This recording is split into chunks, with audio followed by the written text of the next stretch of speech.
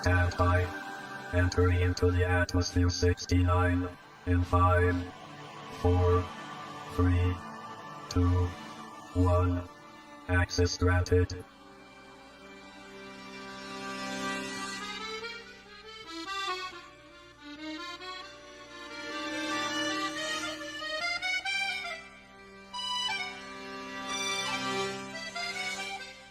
Atmosphere 69.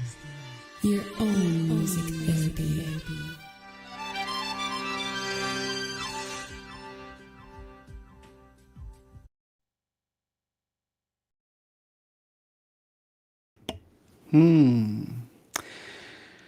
Diversity, equity, and inclusion. Or is it a cult? Agile culture. Or is it a cult?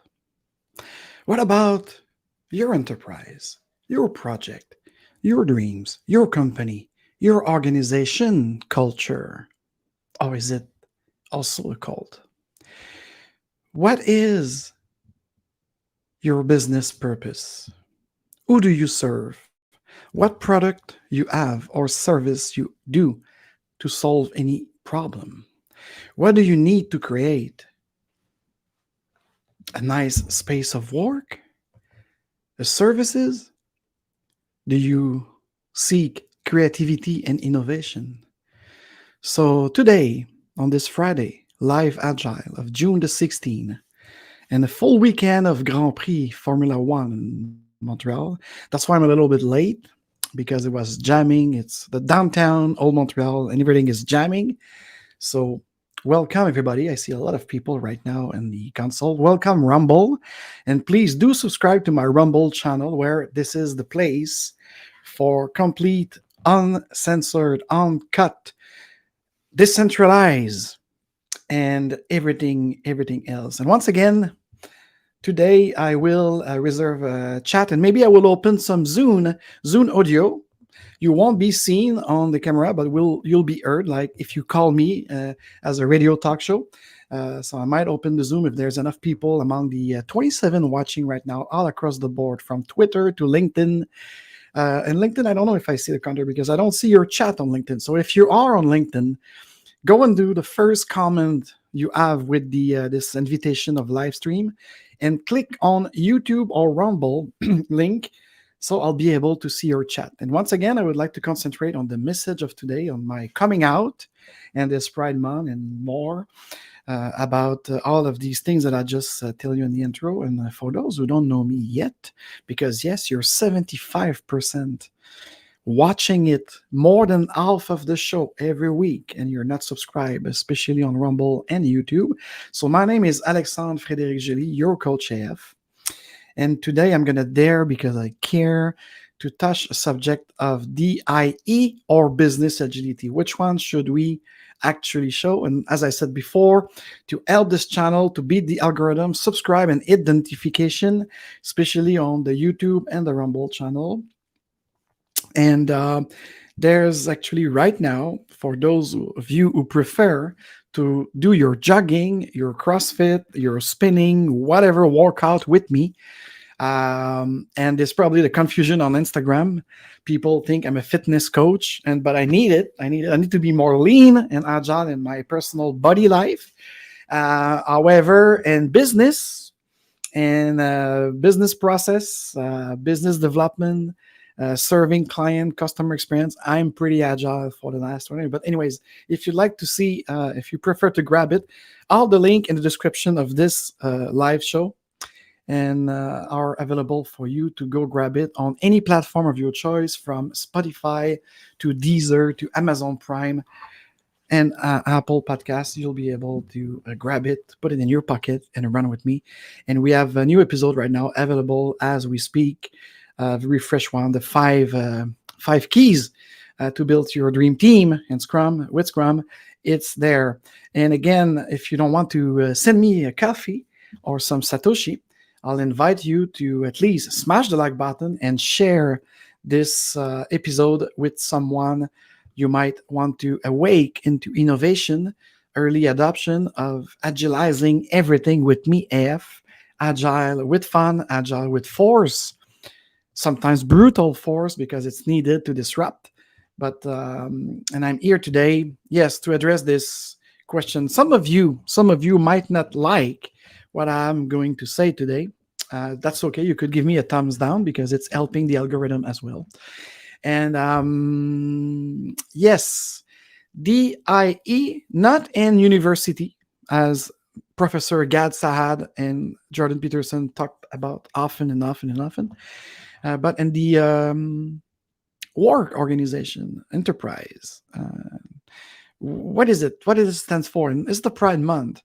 And business agility, I thought, for me, the way I learned it with my friend over at Enterprise Scrum for Business Agility with Mike Beadle, Michael Orman, Suryu, Karen, and stuff. I thought the business agility with conscious leadership of Richard Barrett and Stéphane Leblanc. And yes, I'm dropping name right now, is those people who co-create those system, those way of doing thing, being in a state of mind. And all the link will be available in the pine comment of this show after the show for the Rumble and YouTube listener. It is important for me to bring it to this connection because I thought as a business consultant, senior business consultant, first and foremost, and you could tag me of an agile coach if you want to, or a scrum coach, I don't care. Don't care the title is what I can do for you to help you enhance your capability of serving your customer and serving your employees as well if you're a business owner.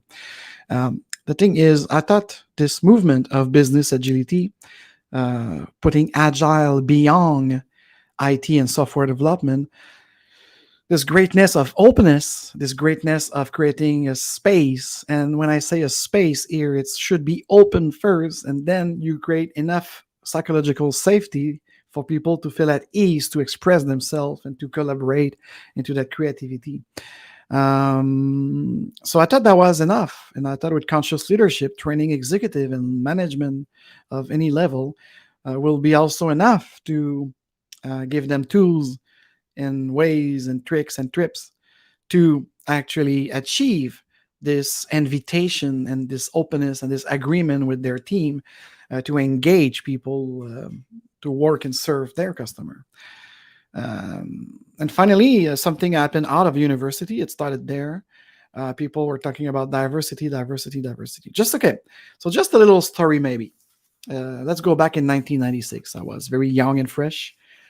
Some people say I'm still young and fresh. You could tell me in the comment below what you think about it. But I'm entering. It's my last 2 years into what I call the summer of my life, biological life, biological life. Yes, because I think after 50 years old, you enter in your fall, the fall of your life, the season.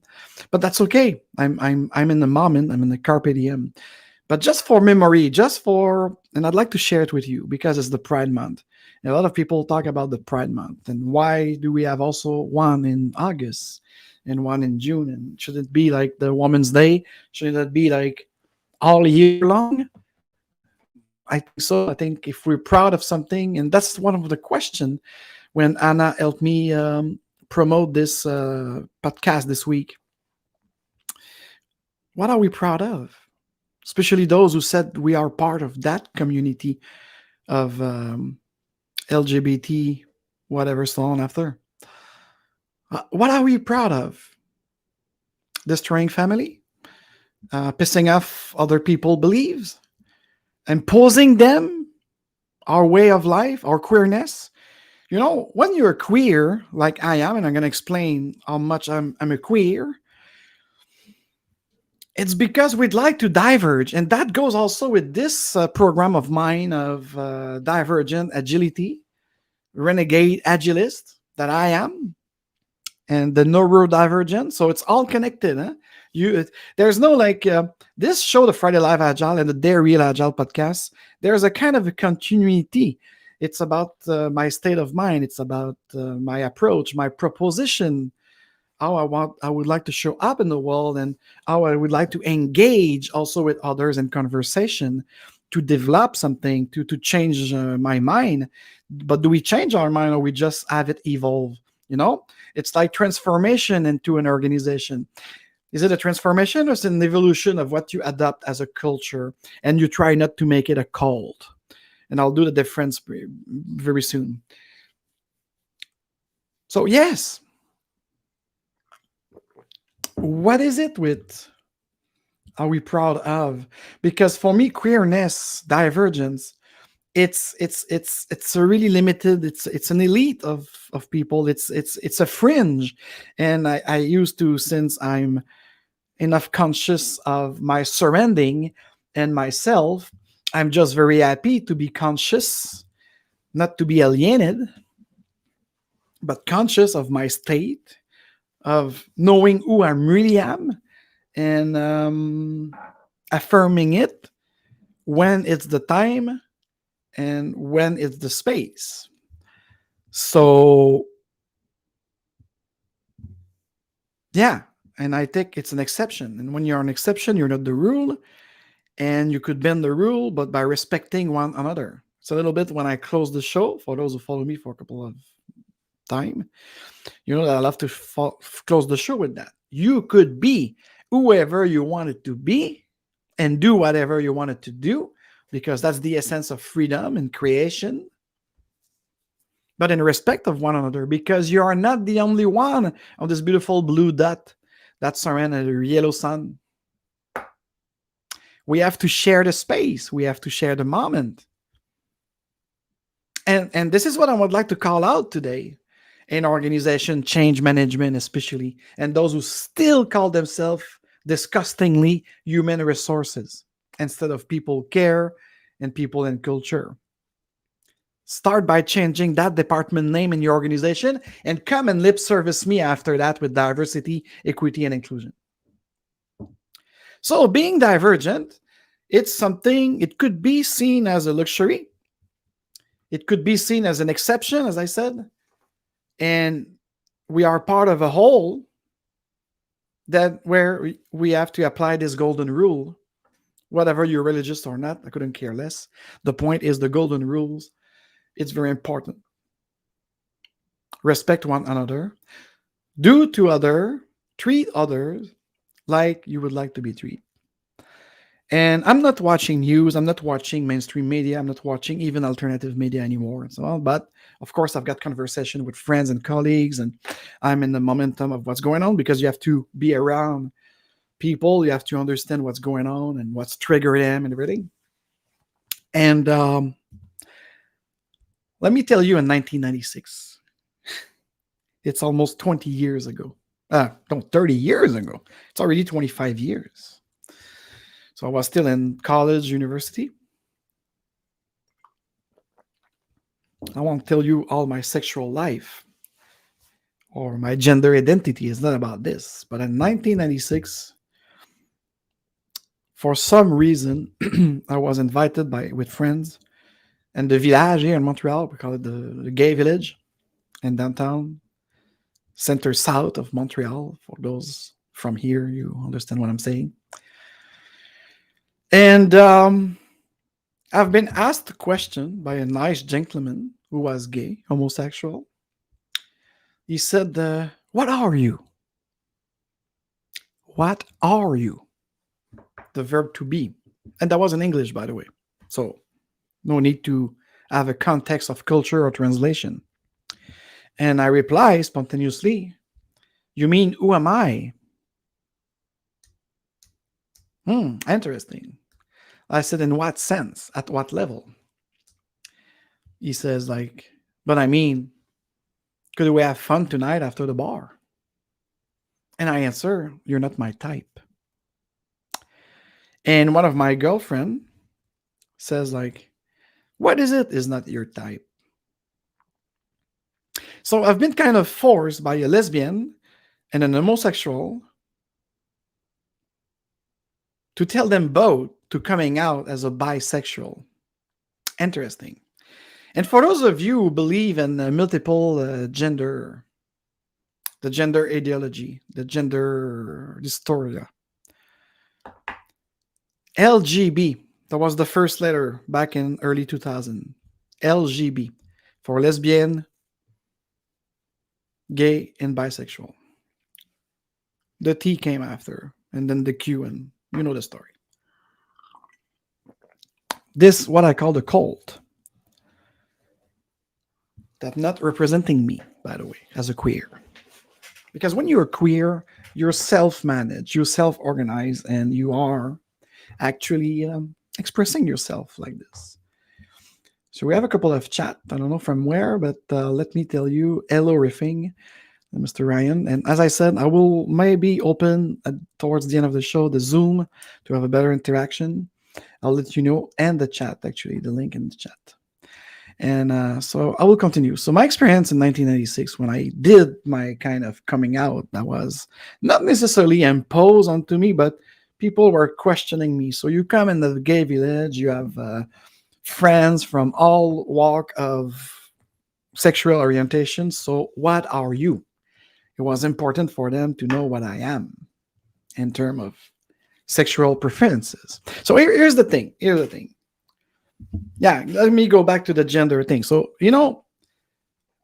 I for a long time, because I'm telling you today, I'm doing another coming out. I'm no more a bisexual, and I'm coming to that. And I'm coming to also connecting this to this human resources, DEI, and business agility, and conscious leadership, and probably even an open space. I don't know. Maybe we'll talk about it later with my friend here over at the Open Leadership Network that is joining me this Friday, June 16. And for those who watch the replay, we are living in an amazing time. I'm positive. I'm so motivated and enriched about what could happen, what it's happening, and what we'll build together if we want to. And still with the golden rule. As we say in French, vivre et laisser vivre. Live and let live. Ensemble et différent. Ensemble or togetherness and different. Diversity and inclusion. It seems to be a reverse psychology nowadays. But let me go back to the gender and sex. Gender and sex. My therapist that I love much, Suzanne, I say hello to you. Yes, I'm not shy. I dare and I care. I'm authentic. It's nothing wrong to have a coach when you are a coach yourself.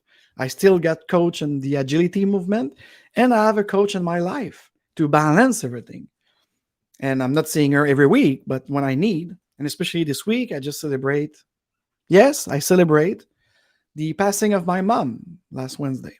4 years, 4 tour of the sun, she went away. But I'm really happy. I'm positive because I'm working on it. I'm activating what I'm thinking. I am, and I do who I am. And here's the thing. So she told me once, because I had some question about my gender identity. Oh la la. And she said, hold on, Fredo. Let me explain the science. Yes, the scientific method over the coldness of all of this ideology. Because let me tell you one thing, especially you who listen to this, who work as organization change manager, or even agile coach that doesn't even know what you do exactly as an agile coach to transforming the world of work. The EI, the way it is proposed, the way it is unfolding right now, and most of our organization of the Western world, it's a cult. And it's an ideology based on the misinterpretation of social Marxism, of the materialistic historic theorem of Frédéric Engels and Karl Marx. Sorry, guys, but that's the fucking objective reality. Truth. So, how could you work and improving the workplace, the experience the employee and the customer and everyone could have at the workplace, at the office? I don't know in English, but yesterday I was into a co-working kind of forum to talk about the remote work and everything. And yes, I know I've got multiple subjects because this is my kind of slow Friday. It's the Pride Month, and I will address all of those subjects. And I will open up to some conversation if we have time. But who has time? So, anyways, she told me that scientifically speaking, sex for a mammal, including human, there's two sexes. And at least we had identified with the interaction of those two sexes 5 sexual orientation. Then after, for those of you who'd like to do data sheets and data interrelation or even subtension in physics, you'll be able to make the interrelation of it. So the most common one, of course, in the 5 sexual orientation are straight or heterosexual, if I'm using a scientific language, homosexual, men to men and woman to woman, lesbian, the L doesn't have nothing to do because, yeah, and L and gay, it's another story. This is part of the social effect, and I'll come back to it after that. And then, of course, if you're like me in 1996, because I'm going to tell you the Fredo of 2023, but in 1996, I did coming out because I was harassed to answer the question, who am I? What is my preferences? So there's the bisexual. You see, the term is very important. Heterosexual, homosexual, bisexual. So what are the other two? Is it the transgender? Of course not. This is not a sexual orientation. Is it the whatever other letter, to spirit for my friend the native? No, it's nothing to do with that. It's a spiritual thing. Anyways, it's not even like. Now, the other two that were identified in the 1950s by Master and Johnson. Yes, the group at Stanford, Master and Johnson, great psychologists. Great, working with sociologists. It's really, Jim Master was, I think, the psychologist, and Kathleen Johnson was a sociologist in Stanford, and they build these kind of thing. And actually, they are the mother and father of what we call the DSM right now, for the behavioral evaluation of your mental health status, sort of speak. But there are other people who created this. But anyways, so they identify back in the 50s. It's been a long time. That on top of homosexuality and the bisexuality, you have individual in nature, and you could also see it in the animal kingdom, that are asexual. Yes, that exists. Someone who don't want to play with his sex or with the sex. So it's an asexual. And the asexual could also have a preference on women or men or both. So the asexual could be the 3 before if they engage in sexual act. But the thing with the asexual is the way they are composed, they don't have an appetite. They don't have what we call a libido. So scientifically speaking, there is nothing wrong with them. It's just the way the hypothalamus, in the scientific biological way, program them. And socially speaking, these are probably among this orientation, sexual preferences, these are probably the one who suffer the most, because in a world of where we are pushed to have family, we are pushed to have sex for pleasure now and everything. So could you imagine you're an asexual and you are always push and push and push and you do things and stuff like this. And I'm coming out about it. And of course, and real study that they do, they realize that on top of those 4, with the asexual is someone who actually need a deep connection to engage. So you could be an asexual, bisexual, or homosexual, or heterosexual, but you just don't have any taste for sex, even for procreation. Okay? And that's a really fringe part of us. It's not even 1% of the population. Like the real transgender or transsexual. Oh, that's a good one too, huh? Science. Let's put back science into managing this business and office space and culture and everything. And then the last one, they talk more in the 1970s, where the demisexual. Yes, demi, like in Latin, like half. Doesn't mean that that person is half sexual or half whatever, but that was a way, because I think when they define demi with the Latin roots of, it's a demure meaning that you could apply, because they were discussing about calling it polysexual, but because of the polyamorous movement, it would have been confused. So scientifically speaking, they agreed on the term demisexual, and demisexual is actually all of the above, but you are also an asexual. So I know the last two part kind of confused because I've just learned it in the last 7 years, and I'm still questioning, and I'm going to do my coming out of 2023 about it. Because by expressing and researching and looking at my interaction with men and women in the sexual act, I realized that I'm not a bisexual.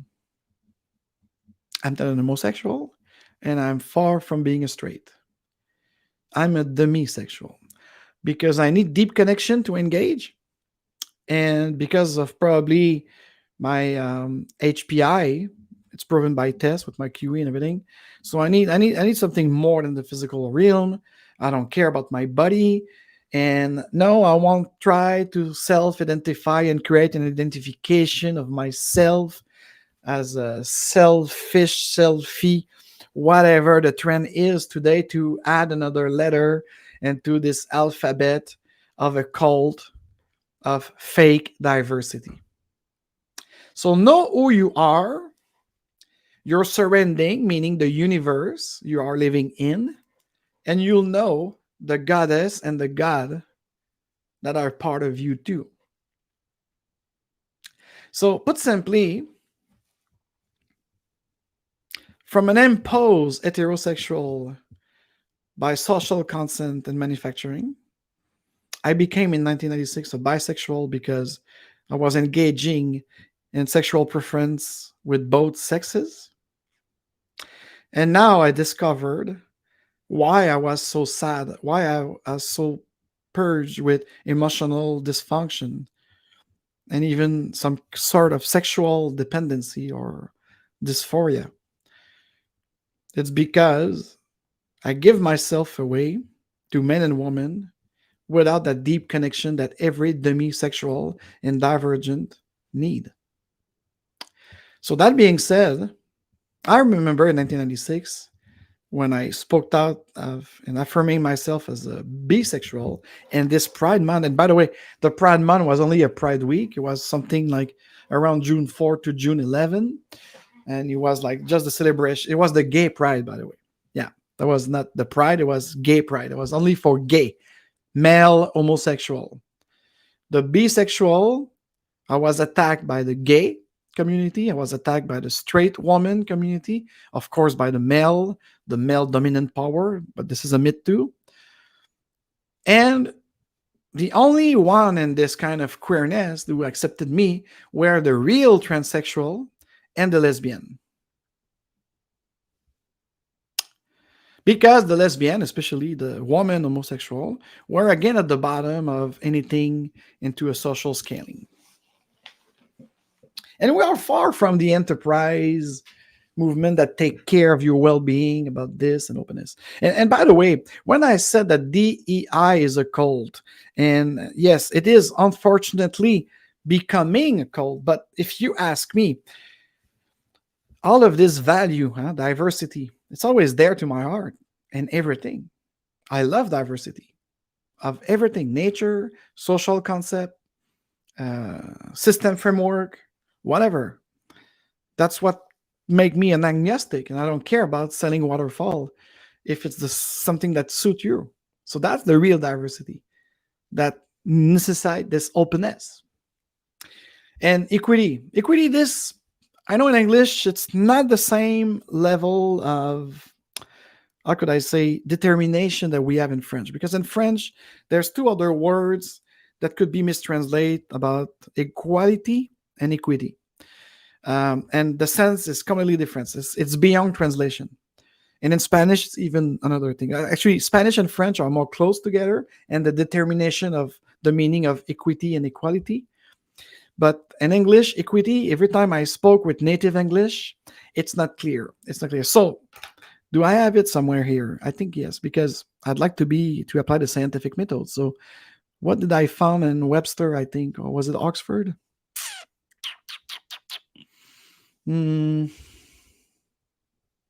I know. I just have the definition of the concept. But let's go through it, shall we?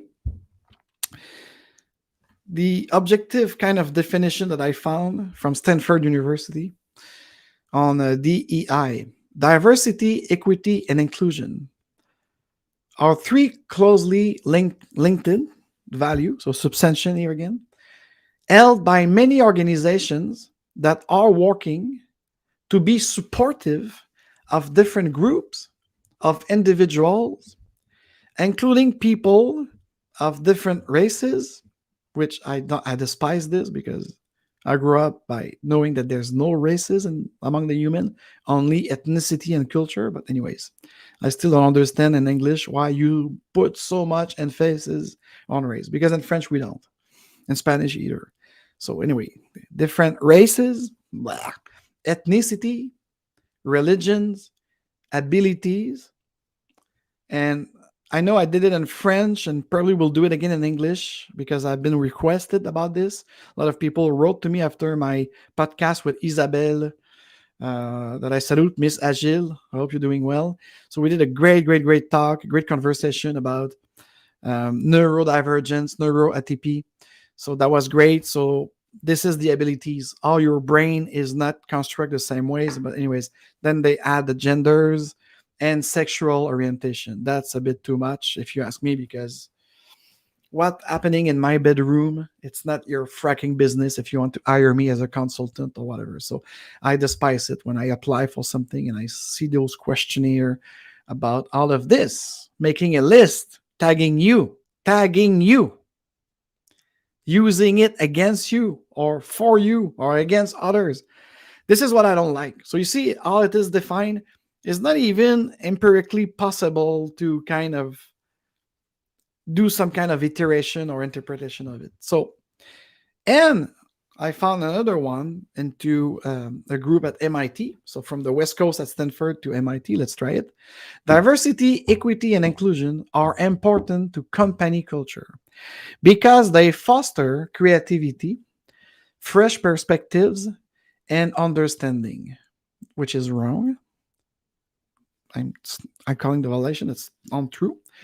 By implementing DE&I, people of different races, abilities, age. Oh, they put age in them.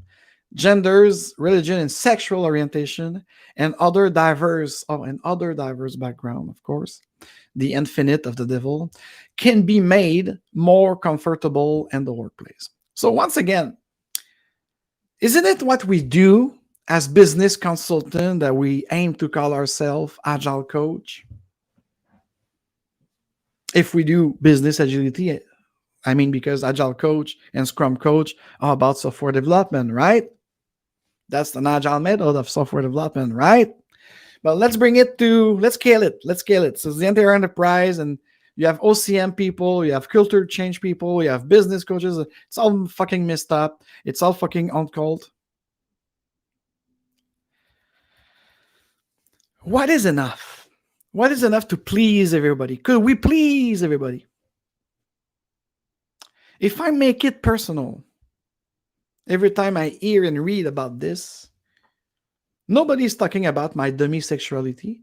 We'll all go to the cafeteria of the Apple campus, jumping on a table with my tray, smashing it, screaming, I'd like to be heard, I'd like to be seen, I'd like to be accepted. Is that the way that an individual should invite others to include her or him? Please answer to me in the comment below. I'd like to know your thought about it. Am I the crazy one alone? Am I part of the 0.13 of 1%? Divergent thinking? Or maybe I simply don't understand the psychological safety need of those people. This is probably maybe I took my responsibility of having a coach called a psychologist. And no, for those who know me a little bit more, I'm not talking about my late mother, who was a great teacher. She was also a great psychologist here in Quebec, helping so many women, especially Because yes, she was a feminist, but a brain feminist, understanding the condition of a woman, she will have been able to answer you in 3 seconds what is a woman, and not just biologically speaking on a genitia. Stop it with your fake debate, with your distraction that prevent creativity actually. Because that second definition from the MIT and social science and economy, it's a lie, because it's a reverse psychology technique that arms businesses, organization, and teams. Reverse psychology is a technique involving the assertion of a belief upon a behavior. It's a manipulation that is opposite of the one desired state that you are aiming for, with the expectation that this approach of reverse psychology will encourage the subject or the person to be persuaded to do what it is actually desired of them, not for them. So divergent, high potential individual, like I am, and this approach of divergent and renegade agility with the real core agile values is the way to go for everything. When Beadle used to say, let's agilize everything, that was one of the meaning of it. All department, all customer segment, all stakeholders, supplier, IT, non-IT, business, marketing, sales, everything. We have enough in our toolkit. We don't need new systems. We have to uncover new ways of using those systems. We have to reorganize those systems. We have to tailor it to the context, the culture, the real culture, not creating other culture layer. Stop with it. Oh, agile is a culture. Yeah, but we have our own culture, because when we found the company, that was our vision. So now if we had the vision of agile, and now we have to add the vision of ESG and DEI, I'm confused. How many cultures should my company have to thrive? Exactly. Reverse psychology, manipulation, imposition, control, centralization. The direct activation of valuing diversity for real. Okay. And diversity here, I will value ideas, approaches, not diversity of your ethnicity, your sexuality, your sexual orientation or preference, the way you perceive yourself as a gender identity. I couldn't care less to run my business. Valuing inclusion with the whole group process. And value cohesion. Yes, value cohesion. On the vision and mission of the enterprise, the team, and I will praise the individual character and his ability to contribute to this. Modern Agile. I love it. Make people awesome. Exactly. Make safety a prerequisite. Exactly. Learn rapidly and ask for help. And deliver value continuously. Now I'd like to take a break if you don't mind. And let's go. I should have prepared for this. Sorry about this. I want you to watch something now. We're going to change the tone a little bit, and we'll get back to the thing. But just to conclude on my last statement, I'd like to quote Professor Gadsad. Hiring people due to their qualification is the greatest expression of appreciation of diversity that any corporate executive could make. But if you think about it, let's hear now a little 1-minute clip from Mr. Warren Buffett. Whatever, I don't like it personally, but I like this part of the message because it helped me reorganize my empathy for executive when I'm coaching executive, and when I try to approach this other way and this divergent way of helping people adapting the business agility concept. So let's go see it. Let me just a second, because I just want to make sure that there's no fucking. That's what. So let me put you on mute for a second, and I'll get back very shortly to you.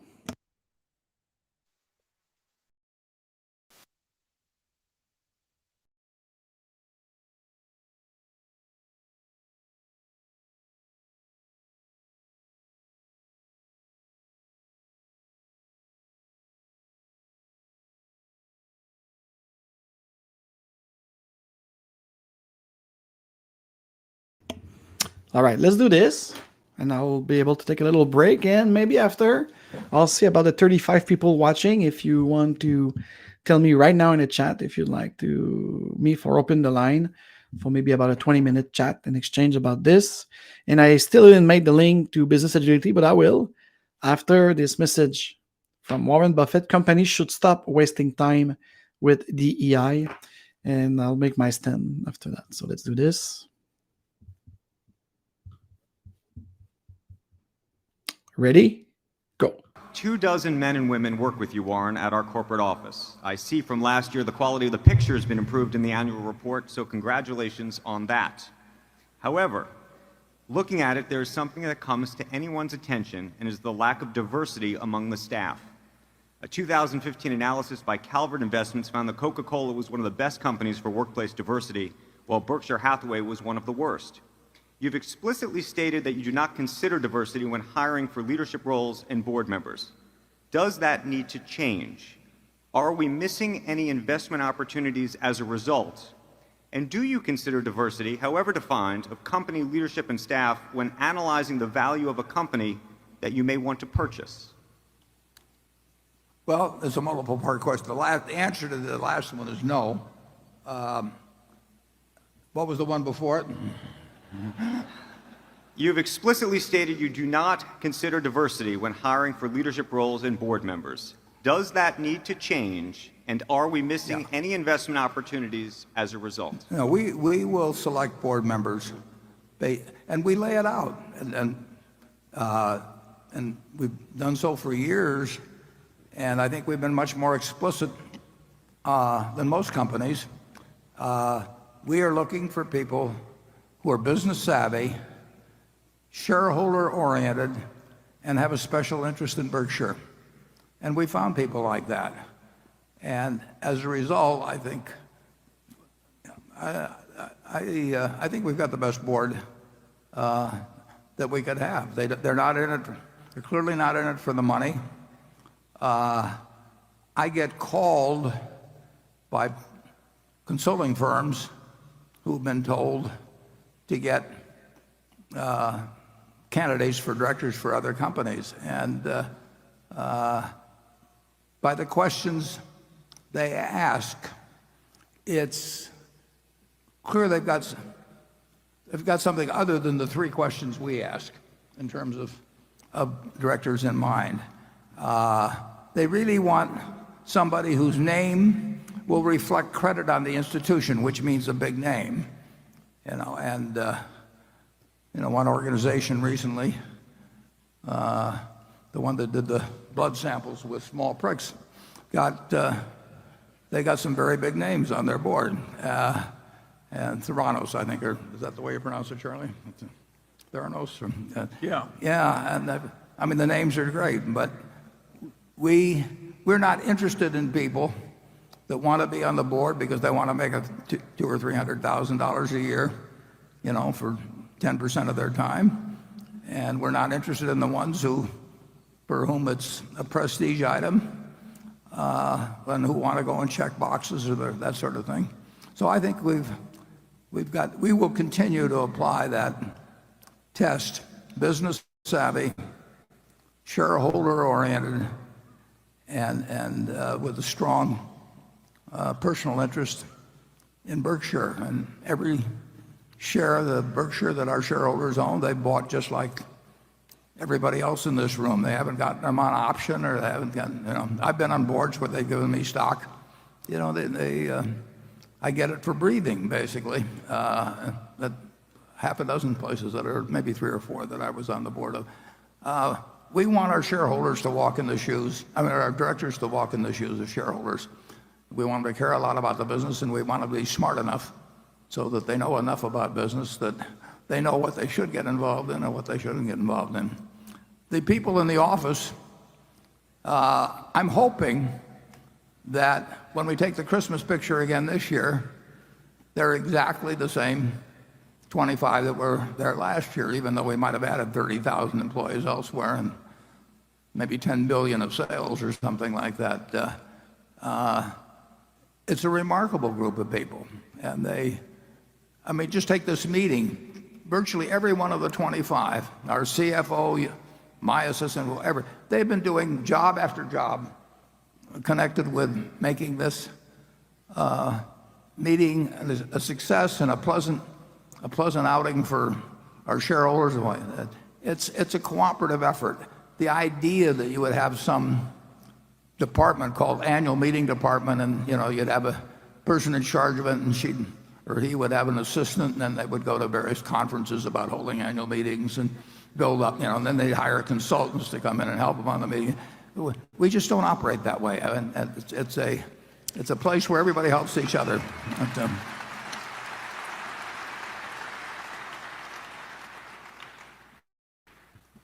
Part of what makes my job is extraordinarily easy, but the people around me really make it easy.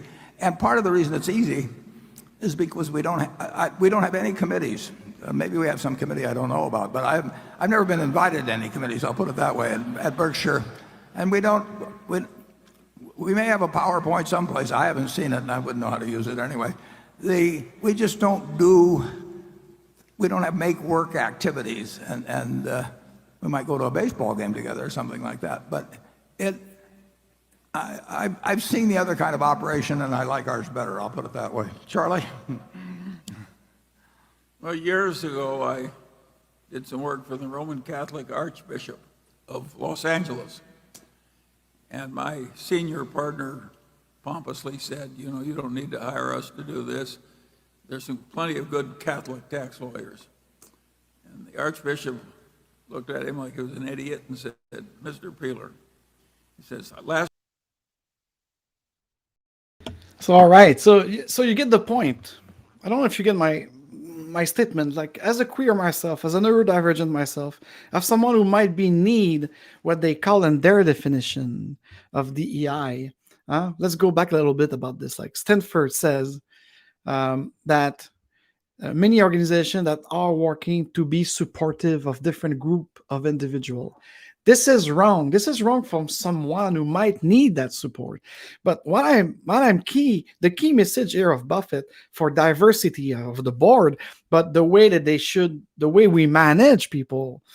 And do we manage people again? No, it's for me again is it's all this reverse psychology of manipulation once again, because when I help people with business agility and conscious leadership, and this is why that will be my question. Actually, I'd like to go farther in this. I'd like to see other perspective about this. Should business agility with conscious leadership should take care of this DEI? Okay. No more people with strategies and academic stuff and everything, because at the end of the day, and that was a discussion we had in French with Isabelle when we talked about neuroatypy and neurodivergence and neurodiversity.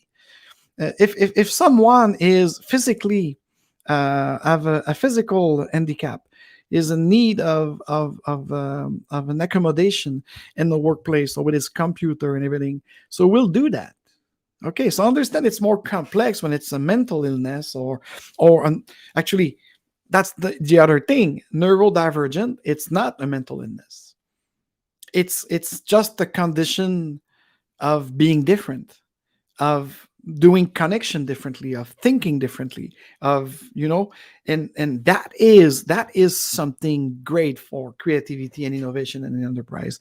If it's well canalized, as my therapist says. So, and then after that, your sexual orientation or preferences, and the way you'd like to identify yourself. I mean, is not all of these things should be left out of work, like your religion, accommodation for your prayer on Friday, so it should be an accommodation if you're really serious about it, based on your agreement with your team, with your boss, and everything. Because I remember as a Scrum Master back in the day, especially when it's the Mondial, what we call the World Cup of for you the American soccer, but it's football, the football World Cup, the Calcio. And so we made accommodation not based on religion or sexual or gender preferences. No, we made accommodation for the sprints that we are going to traverse while of this competition, according to among the team member who is supportive of what team and when do you want to have off to go watch the team live. So this is just self-organized accommodation and supporting, and it's the same. I mean, and the interview, if you are interviewed for a job or for a mandate, should not you be able to, when it's your time to question the enterprise if they will be willing to make you some adaptation for transportation or whatever, anything else, because you choose some places that you're going to spend a lot of time at work. But we don't need a group pressure. What they call it again? The group of individuals. Hold on a second. Why are you dividing people? No, we should be all at once working for the goal of this company, the goal of this enterprise. But maybe among those people, as I said, the golden rule. So just teach to people the golden rule instead of spending time with drag queen. And I will finish with that before opening the Zoom. A drag queen is not necessarily a transsexual and certainly not a transgender. Did you know that?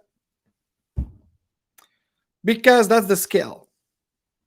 Okay, you have a man who'd like to impersonify a woman.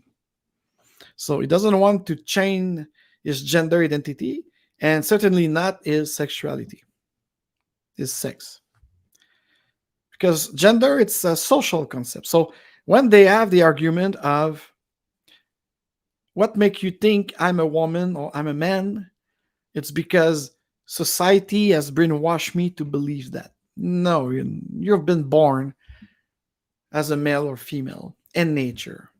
Then gender, yes, gender, it's a cultural, sociological conception that you might want to change because we have so much time to waste in the Western world. Huh? We're not hungry anymore. We don't need to run after our meat. We don't need to grow our own vegetable. We don't need anything. Everything is served to us. So we have so much time to spend in philosophy, but not the good philosophy. So I identify as a cat. No, even better. I identify as an orange tiger. And so you should treat me as it. Like, what the fuck? I mean, anyways, I'm disgracing right now, but you see the point. So for me,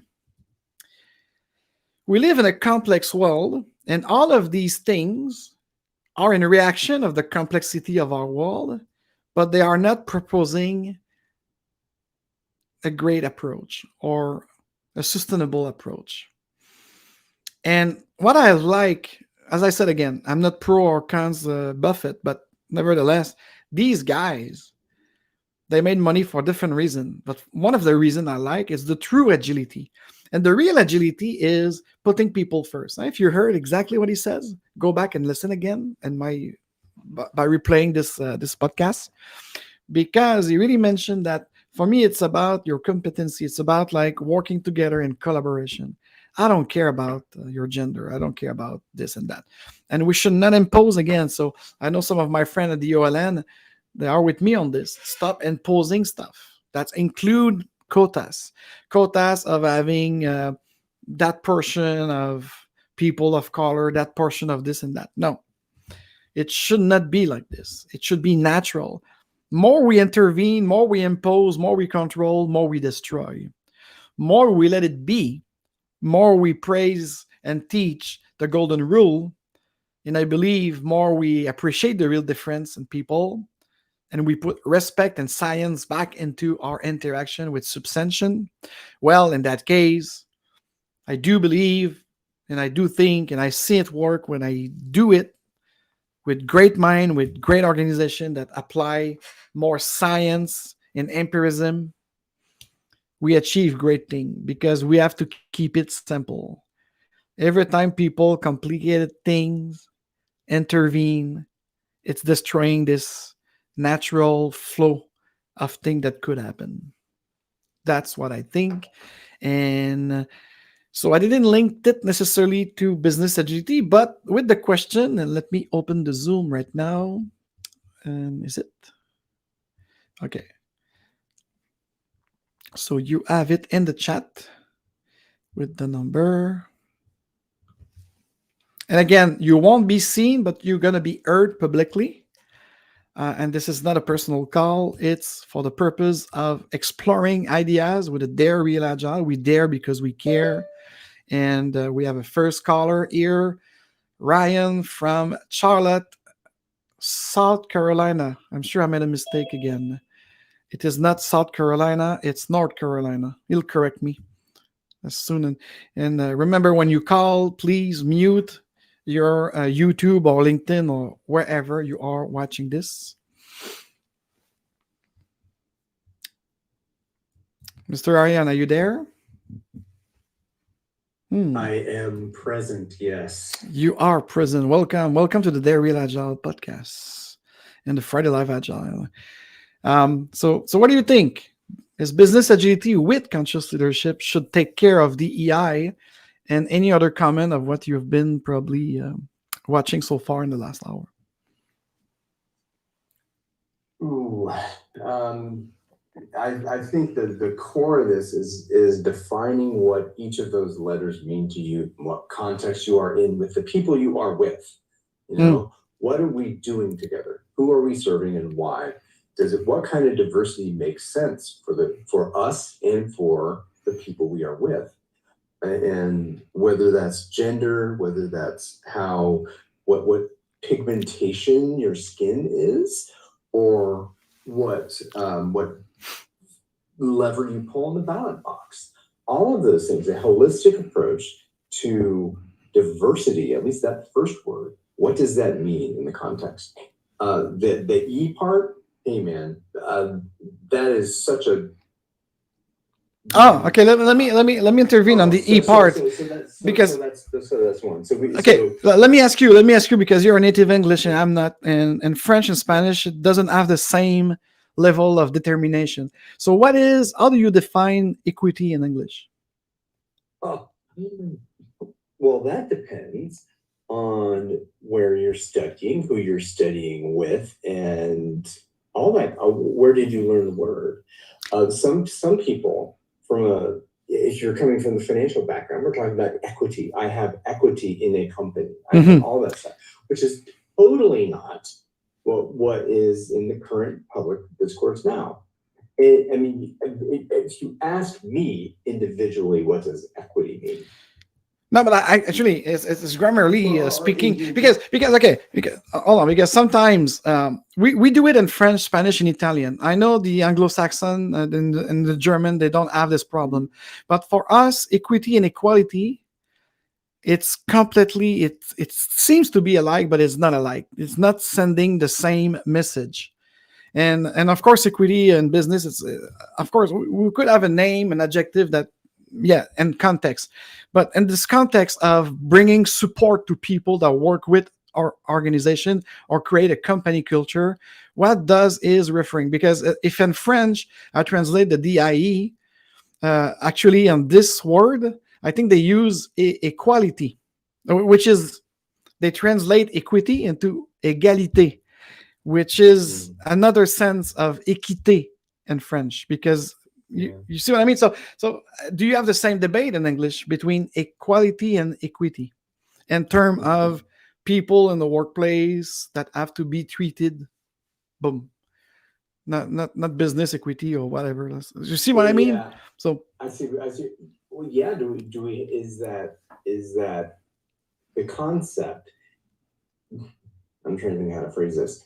That is very fundamental to the education of folks of my generation and those who are older than me in terms of what does equality mean? equal rights, the Equal Rights Amendment, that as a human, we all have a set of rights, Okay. and they are equal. They allow access to opportunities. That's what we're talking about, equal opportunity. So, and that's a concept we all grew up with. Yeah, it's the universalist from French Revolution, by the way. That's why they have it in their constitution. By the way, it's fraternité, égalité, et yeah, that's it. Liberté.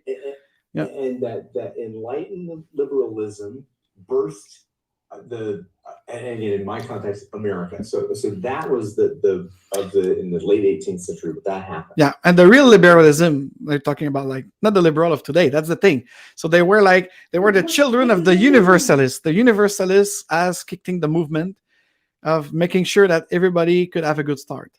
That was the sense of the Republic of Bismarck and France. Yeah. So yes, and that idea of equal opportunity. Yeah, that rings with truth. Now that became to some folks, as it happened in academia, then there was the conversation about that equality of outcome among groups, and then that totally rubs folks the wrong way. That is, oh, I'm giving something to someone, and they didn't deserve it the same way I did, but they had all the same opportunities that I did, and so that's a narrative that comes and say I'm imposing that narrative that it's all about skill. Well, why wouldn't everyone have the same opportunities that I have? The reality is that those opportunities, the letter of the law might have said there's anti-discrimination and you have equal opportunity, but the reality is not so rosy in terms of that's even just equality. And so myself and push my generation, we think this is what equality, of course, equality. We want I believe, every human being, regardless of whatever facet of diversity is, needs equal opportunity. So in that sense, equity is a horribly defined. Okay, so that's why I understand more now why English Canada and United States are struggling more with DIE than the French, because we use equality. If I translate, we use equality.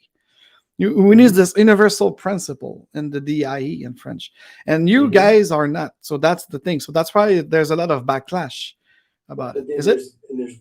Well, yeah, and then there's the idea of, again, what the concept of equity has become in terms of the humanities education in the university system in America, which is a whole other discussion about what does equity mean. And I try to have this whenever I adore having this. I want to have this conversation in public with people who are authentically willing to be curious and make mistakes in terms of, well, I don't believe that every equality of outcome. What are you talking about?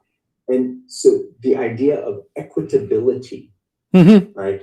And that's a different word that I think ought to be engaged with. That whole equity. Well, okay, that's all right. Well, and there's so many ways to talk about it. But I know is this treatment, is it equitable? And regardless, you have the same opportunity, but are you being treated equitably? And then to have a conversation about what does equitable treatment mean to you? What is humane treatment to you based on your story, your capabilities, of physical capabilities, mental, your but again, neuro set, all that stuff. I think those three values are. You cannot be against the value of diversity. As I even mentioned myself, I praise diversity in everything. I think otherwise the world would be boring if it will be a monistic type of thinking and everything. But that's the funny thing. And actually, I did that in French with Isabelle when we talk about neurodivergent in terms of scientific method and testing people with high performance and everything. And the problem with that is this application and the fact that our world and the Western world, especially the OECD countries, are imposing stuff politically, socially speaking, and at the same times, we ask organizations, especially the large-scale organization, to score into a quota of diversity. Exactly. So that's kind of bizarre because and one hand and one mouth, we say, oh, let's embrace diversity. And on the other way, we impose things into becoming homogenic. What we call in French the uniqueness of ideology, the only one ideology, the dominant ideology. And and then after that, we could enter into the debate of self-managed or self-organized team. How do you do that if you impose stuff, if you have always the same type of mindset? So for me, that's why I remember my mother talking about reverse psychology. So it's exactly it. Is it the glass full, completely full? And how are we manipulated to believe that? And for me, where I work, I won't name any client. Don't worry, guys. But the thing is, most of the time, these concept of DIE, whatever it's with the Gay Pride Month. Oh, sorry, it's not the Gay Pride anymore. It's the Pride Month. That's right. Because that's why back in the day, they have 2 months. June was for gay, and August was for anybody else. And now we have, I don't know, it's Pride all years. If you ask me, let's be proud of what we accomplished, not of who we are, but anyways. So that's another debate. But you see, Ryan, the thing is, so now equity, equality, so you fucked up in English, welcome, and we did it in French, but we still have the same backlash. But inclusion now, So for me, it's all lip services because, and as a French Canadian, I know because all of those Toronto head office company that praise inclusion, they are still racist against French Canadian. But they won't be racist against someone from India or China. But us, the French Canadian, they are still treating us like second-class citizens sometimes. And I'm not talking about my personal experience because I'm something else, but I know because as an agile coach, we become therapists sometimes, and people in individual coaching, they will scream their heart about how they feel, the way they are treating and everything. So and get back to my question. So we include people, but to exclude a certain group. We make believe again that because we have one province out of the 10 who speak French, who has official language as French, that we are the oppressor of the minority of English speaker here in Montreal. Could you imagine that? We are the minority on the continent. We are being treated with the N-word sometimes because when I was a little kid, Ryan, I kid you not, some English people of the West Island here of Montreal were telling me as a kid of 6, 7 years old, are you ready for this? It's really racist. They were telling me, speak white, you motherfucker. Speak white. And if you have a chance, I will send it to you. There was a song written by one of our great singers here in French, Speak White. So it's my generation. We went through that. I'm not talking about something when the French were master of the land. No. So I'm telling this because I think it's hypocritical. It's lip services. People try to have how you call it again? This kind of good conscience.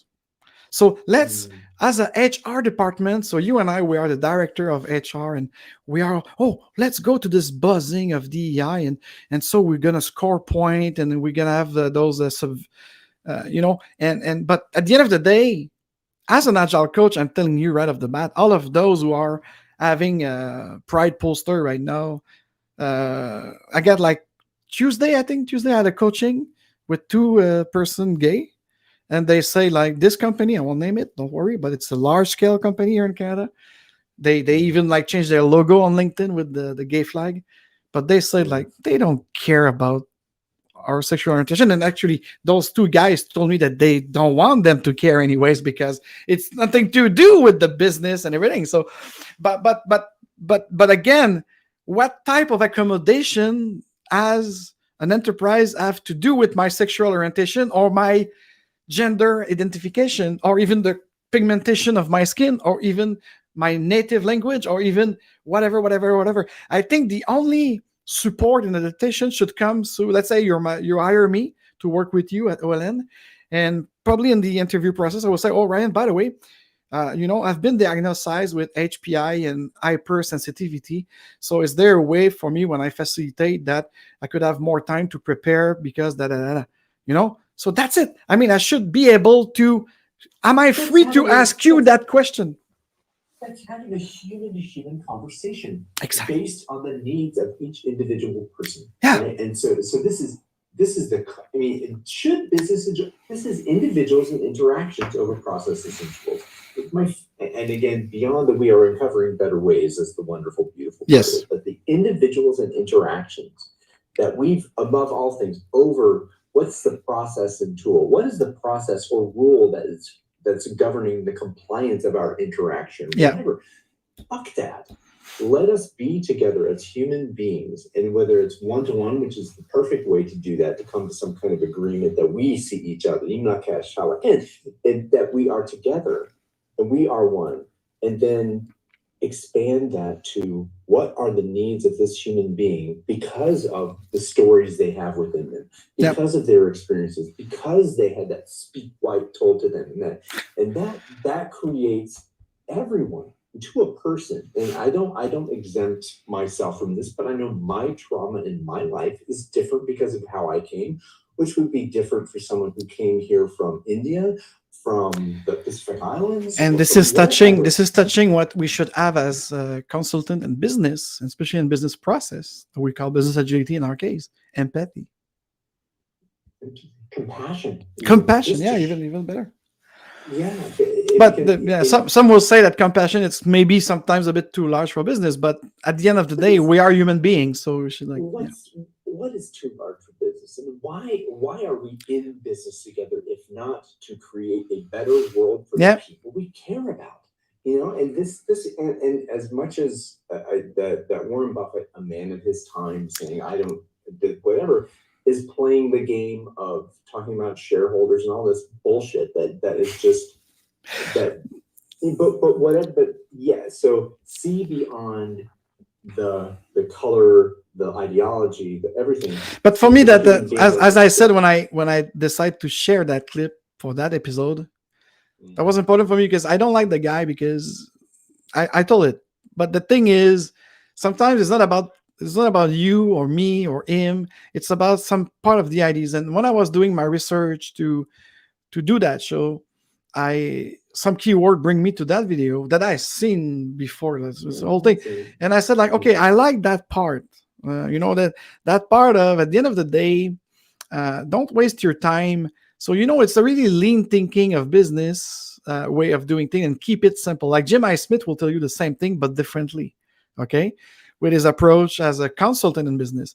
But what I like also the fact that when he talked about the example at Berkshire is he says like, why should we spend so much in consulting to tell us what is common sense? Because that's the message behind it. So we talk often about common sense. Could we bring back common sense, empirism, and substantiation into the upfront of what we're dealing about solving a problem or creating an experience for a worker and everything. So the rest, I'm not talking about like self-regulating capitalists. We know it's all bullshit. But I mean, no, but I mean, it's, as you said, human being gathering together for something. At the end of the day, now something happened. I won't name anyways. That's the problem. I have example, but I have to be careful of not naming any company or whatever. But there's something happening right now in one place in Montreal where a lot of people are unsatisfied about the turn of event and the way they reorganize even the physical space. Okay. And everybody's talking about it. We feel the energy in the space and the workplace and the office, but nobody's taking like, and me, I'm an outsider, I'm a consultant. So, but at some point, I am the one who took responsibility, sort of speak. I'm not accountable, but I take responsibility to gather some people, key people together and say like, here's my proposal to you, because you have to stop it. You have to stop it. You don't need like to be support about you, whatever the fuck it is. But if people are unhappy, they want to quit, you have to address it and you have to go see. So for me, at the end of the day, it's nature, because the way they do change without explaining it or without communicating it. So just live with it. You come back to the office, especially now. And that, just a bit of context, it was like since the pandemic that some people are just coming back now. And instead of, they didn't, with no preparation, no nothing, just live with it. And I even hear some manager telling, hey, Ryan, if you're not happy with your office there at this place, go find yourself another job. And that fracking company, Ryan, is Pride Month. We are for diversity, inclusion, and equity. Yeah. Yeah, but on the floor, it's not. Yeah. It's a bullshit Yeah. show. Yep. It is. It's totally, and this is the idea of, if you create a system with incentives to comply with that, and you have a hierarchical force to comply with those incentives, you'll get people who do exactly what they need to do to comply, but there's no soul, there's no spirit. Yeah, it's just a checklist. It's just a checklist. And so, what do we do if we want to have true? And the DEI again, what does DEI give you? It gives you, in one aspect, it's representation, and you hear that a lot. So what should representation look like? And then there's not one answer for that. No. Because if you look at it writ large in terms of either whether it's what state I'm in, what city, whatever, the percentages of skin color or gender, however you decide to articulate it and how you define or whatever, or such, all those things, there are so many intersections between all those things that you can't have a perfect representation. And every situation is different based on the system of interaction between it. It is a ludicrous assumption that you can just boilerplate a percentage of global or national nation state diversity segments onto the sea. It's just no. But then again, if yes, but for me, the real inclusion will be if I've got the skill set to do that duty, that responsibility, and I should actually show up and offer my services and be hired for that, not because you have a fracking checklist of pointing system of diversity, or because diversity is to choose people, equity is to treat people, and inclusion is to make sure that once people are in, they are in, right? So that's why this interrelation of those three value, but it's also a stepping stone every time of the process. So it starts with when you send your CV. Now you have a questionnaire about how do you self-identify, how do you blah blah blah blah blah blah. And for me, there's a risk here, especially with data mining right now and data analysis, and everything is data and is digitalized. So me, I'm scared because now let's say that we are in a more socialist. That's right. I'm speaking with American now. I have to be careful. But I mean, it's more like this type of like diversity, inclusion, whatever you call it. But what happened if a more conservative traditionalists take over? They will have access to those same lists. So will they use it to create you some problem? To discriminate against you, because I remember back in the 90s. I don't know if you experienced the same thing in the United States, but back in even the 1980s and 90s, they were talking about positive discrimination. It's like that conference at the Spice a couple of years ago in Agility, by the way, with Agile Alliance. There was a talk in Agile Alliance back in the day in 2006 about the positive manipulation. There's no such thing as positive manipulation. But okay, yes, you could manipulate someone to do something good, maybe, but that was not the topic of the talk. The topic of the talk, it was using this very bad behavior in psychology, but apparently for positive thing. That was the way for them to propose agile transformation. But anyway, I'm digressing right now. But the thing is, for me, it's again reverse psychology, positive discrimination. If you discriminate, you discriminate. It's not negative or positive. It's discrimination as by itself. And by the way, recruitment process is discrimination, and that's okay, because if you apply, if you and I apply to become a SpaceX engineer and we don't have any degree or experience or knowledge and experience, and even like the capacity of learning fast to replace someone, I mean, like, come on, we are not the fit for that job, and vice versa. So there's maybe some job that maybe you could be a jack of all trade and let's do it. This is about the definition of the word. what does it mean to be discriminating? It means Yes. you can discern between things. You can tell the differences. That Exactly. I have a discriminating taste about this, but I think that that word discrimination is fuzzy. It's too fuzzy. Well, I think the word of prejudice is a better word. Am I prejudiced against someone? Am I prejudging them because of whatever aspect or attribute that they have? But that's another. So this okay. Me, I will agree that if an organization put in place some rules based on the golden rules, or whatever, and then this DEI will be a tool for them to make sure that people understand that this will be a prejudice if you apply it that way. So, but forcing people to do recruitment or talent acquisition and discriminating positively the group of majority or the group of whatever they want to descale, that is not okay. I think it's not okay, because for equal competency, maybe you could say like, oh, let's create this into our organization, so let's have more.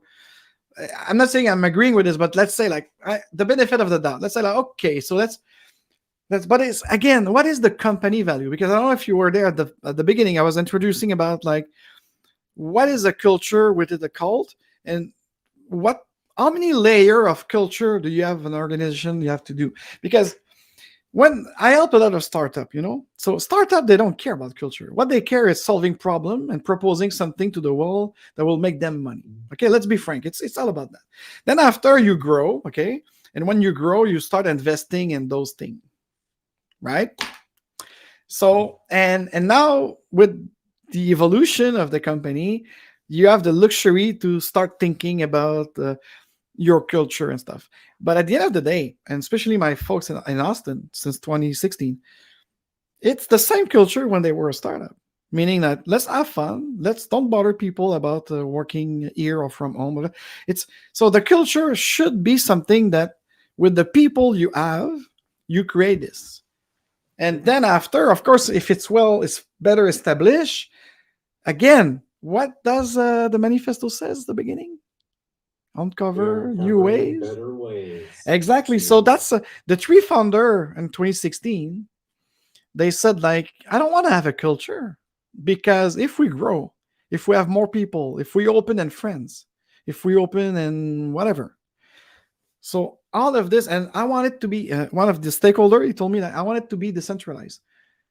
As long as they respect the process of our product, of course. I mean, like the thing we sell and our trademark and stuff. But the rest, I couldn't care less if they want to be waterfall in Paris. If they want to be fucking waterfall in the scrub, do it. But deliver our stuff and represent our name, our brand. That's it. Oops, sorry. Yeah. Are you building a product that needs a certain quality standard to be built in a defined process, because you're in a slow moving market with specific constraints that don't change? I mean, all these things.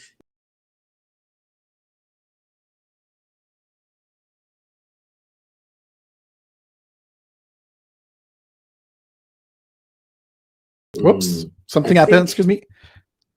No, it's all right. Go ahead. It's happening sometimes. I don't know for what reason, but sometimes. Okay, now we're back online. Okay, so you were saying like the context. Yeah, I was going somewhere else with it, but yeah, it's be sensitive to the context of the people who are needed to deliver the results that are important to the people you care about. And so when I think about culture, it's another super messy word that so many people have different definitions of it. I try and keep it as simple as possible. The best definition I like is from Seth Godin. It's people like us do things like this. People like us. Who are we? Yeah. What are we in? We do things like this. This is how we behave as a group of people. If we don't see each other, we don't come together and we do things the same way. Well, maybe it's not a culture fit, or that each of us have that this is a system of mindsets together, which is another definition of it. But people like us do things like this, and if you attempt to design a culture, Talk about imposition. You know that, Talk about and the imposition. example I was talking about, like they physically changed the space and everything, and but it was Oh, kind of God. imposed without things, and now everybody, like, the energy is very fucked up about it. So, but at the end of the day, at some point, and some conversation with people complaining, and they don't know how to address it because they don't even feel it will be invited to do so anyways. So, but the thing that resonated with what you just said is the fitting. It's, are we fitting there? And at some point, some people were telling, like, oh, you know what? Maybe before that pandemic, I wanted to leave for that reason. Now we will accommodate for the work from home stuff and blah blah blah. Now we're coming back and they changed the culture. When I was higher in 2012, I was higher accepting these rules and stuff. Now these new rules plus the space, I disagree with that. So it's time for me to leave. Someone told me that. That's okay, man. Some others was, oh no, don't do this because it should go back to when you started. I said, well, go back to what? It's too late now. So at the end of the day, that's why I sometimes tend to believe in this self-regulation of the market or the whatever, because you create something that will be in effect. So of course it could be manipulation against and that. I understand that. But at the end of the day, if you and I are not happy in some places, whether it's work or walking somewhere, so we just change. I mean, we just move on. We just go away and whatever. Or if we seem not to have the choice, this is when you probably decide to engage in some sort of battle or what have you, to change that behavior. But it's always a question of choice. If you don't understand that you have choice, or so then you don't have any power. So and power, yeah, power, not happiness. People are always seeking happiness, but they don't understand Nietzsche. Nietzsche taught us that if you want to be happy, you have to be fulfilled, and to be fulfilled, you have to understand power. Power and here, and not the sense of the power like brute force. I'm talking about like the will of doing something, the desire of attaining something and make it happen. This is what I'm talking about: power, the power of nature over culture. Voila. Because culture is the enemy of imagination and creativity. And this is not from me, it's from Terence McKenna. Culture in terms of popular culture in the Not is that what we're talking about? Because this is why the word is so messy. Yeah. When we talk about culture within a group. Yeah, but culture it's often in sociology related to a group that will impose this fitting. Okay, so as soon as you are a little bit divergent from that, or this normality they try, because culture will create that normality, that tradition, that sense of conformity and norms. Exactly. So at the end of the day, so that's why I was saying, like, okay, so you like to work here, but now you've been acquired by XYZ Inc. So the culture of XYZ Inc. that just acquire you, maybe not overnight like this, but lately the culture will change. So do you still agree? We talked about invitation and agreement. So do you still agree with that now? And how much adaptation individually or with the group you'll be able to make to stay there or to move. So for me, that's why I said, like, choice and power to be fulfilled and then happy. But when you start to be unhappy, it's because you're not fulfilled. It's because you lose power. And you lose your will to do something. So that's why that there's the trigger for moving on or do something. Do act. Do you realize where we are in this conversation, that we are now talking about universal human needs, and in a particular situation, about how that makes sense to how a person, regardless of whether they meet the diversity requirement or whatever the DEI requirement, so all that noise gets in the way of people being together and making decisions together, agreeing with one another about what is equitable, what kind of diversity do we need, because we don't, and this is the whole thing, not one of us has the answer to. We are all so much better equipped to solve problems when we have a diversity of opinion, and whether that comes from whatever narrative. But you see, let that need feed the design of the system and to lead to the flourishing of the people in that system. Exactly right. And the thing is, nowadays, with the outside world affecting teams and organizations, do they need, on top of it, from the inside, to be disrupt in this unfortunate, non-healthy way? What I'm saying here is, too often, I have to say before and after the pandemic, because there's really a change. I don't know for you guys, but there's really a change of approach and the fasting to change things and everything. And everybody's now is turning into materialistic technology. They forget the people first in the equation. So that's not for, and we should take care of us more than just having all of this technology that will solve, because now we need a better infrastructure, a better cloud service, or blah, blah, blah. Because if another pandemic happened, like, I don't want to be stuck in reorganizing this telework and stuff like this. But anyways, the energy I receive and everything I see unfolding is people are not happy, and if they are happy, it's because they are content, but it's not enough for them to continue experiencing. And I like the bridge that you make with open space and working agreement and everything, because it's like right now you have what is perceived, the perception of things and the reality. And look at it, technologically speaking, with augmented reality, with the metaverse, it's everything goes into the perception of things. It's not the Internet of Things with me, it's perception of things. But the reality and the authenticity and the organic aspect and I think we did a podcast, you and I, about this open space humanity, or open, yeah. And with Isabelle, it was a bliss. Unfortunately, I don't know if they translate in English or talk, but you'll love it, I'm sure. Like, anyways, and the thing is, and last week I spoke about my 23 years experience of building dream team, and that exists. And yes, you're gonna storm, but now what I see, it was like this before the pandemic. Now it's on steroid after the pandemic. That people seems, the manager, not the leader, but even the leader, I don't know. They say we do agile. They say we do the EI. They say we do whatever the fishbowl thing it is. But at the end of the day, they stay in the storming.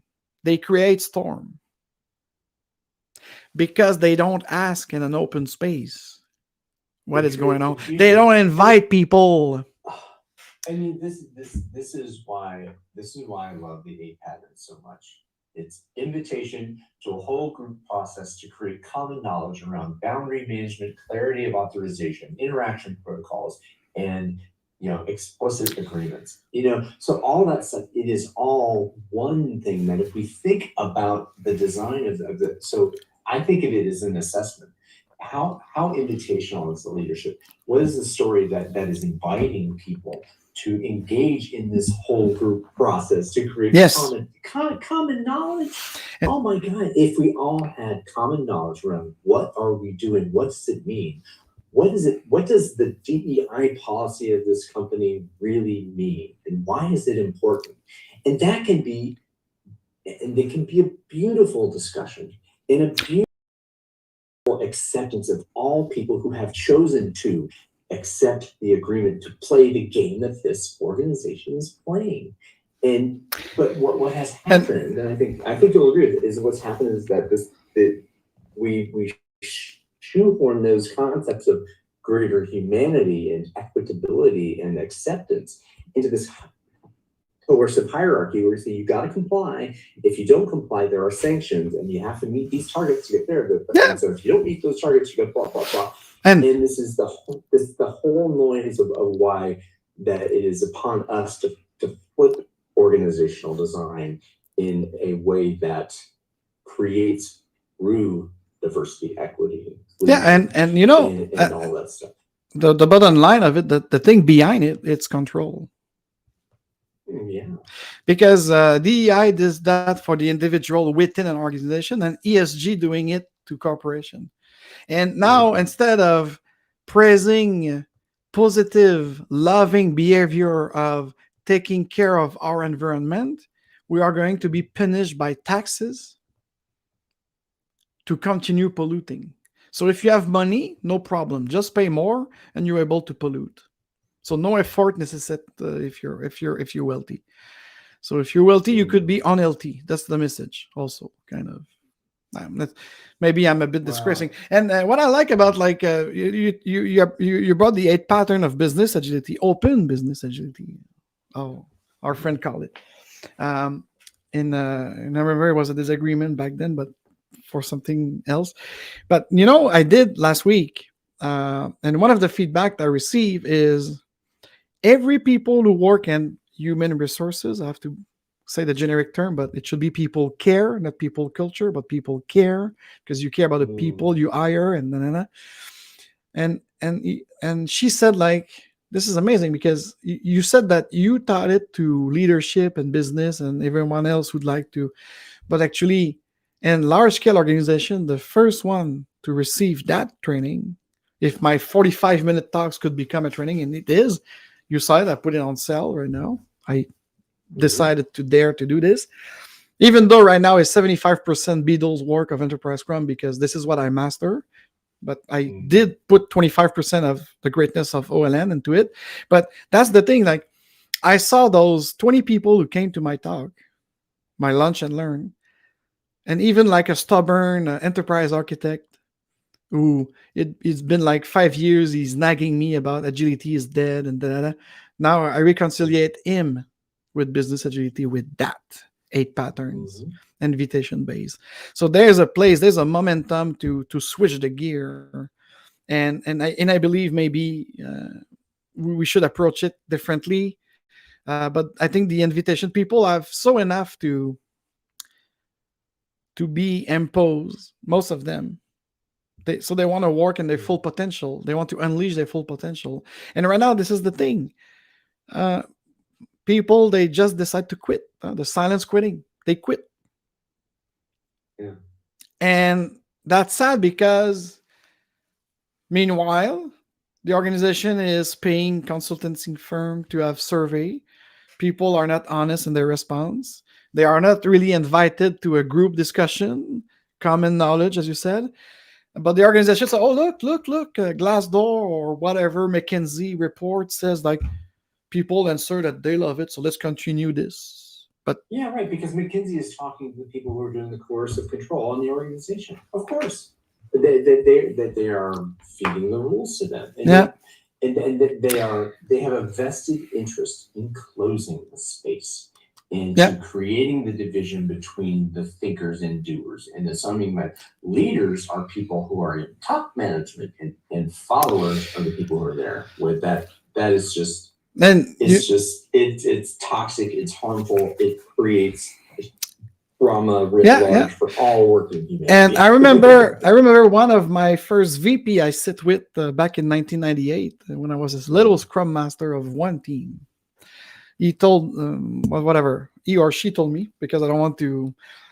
You know what? Person. We do these kind of things in our organization, AF, because we want people to be distracted and occupied. So then they are not concerned about the way we make money on their back. 1998, not that far-fetched. No, and I'm sure that there's still people today, actually, an MBA class, this is what they taught you. And think about coercive control of just choose the rule of the day, that if we are instilling fear into organizations based on I do not want to be out of compliance with the DEI rules and regulations. The actual diversity, equity, and inclusion, be damned. I just don't want to have myself dragged into court and have to pay money to be sanctioned. So that's yeah. But okay, we should have ended with a more beautiful thing, but because I have to go, it's really late. Yeah, It's a long show. Probably I'm gonna cut. I will leave the live like this, but I'm gonna cut it. But I think there's gonna be some kind of nice shorter video. If Anna, you're listening to this, just watch it and see if you could cut some smaller video. But and You want to bring something positive to the end, or let Anna kind of. no. I mean, like just to click clips. I'm never editing anything. It's what happened. But I mean, like I really have to go. It's a time boxing. Actually, I'm fracking late today. Everything is late for me today. So thank you very much for jumping and to have watching. I don't know about the 30 others people. I didn't see any comment in the chat, so whatever. So there were like 29 ghosts with you watching it with popcorn. Probably they were here for my coming out as a demisexual, or I don't know, whatever it is. It's kind of true, but I mean, like I made that up because it's the Pride Month, and even myself as a queer, I don't care about this shit. I don't need to celebrate my difference. I'm just be, and that's it. And as my friend, I love and accept you as who you are, however you define yourself into the world of. But that's the thing. Of a gift. That's the key thing. Stop defining yourself, guys. Just be. Know who you really are, and you are wonderful. You are beautiful, and you are powerful. To be whoever you want it to be, and to do whatever you want it to do, but in respect of one another. On that, happy weekend, guys.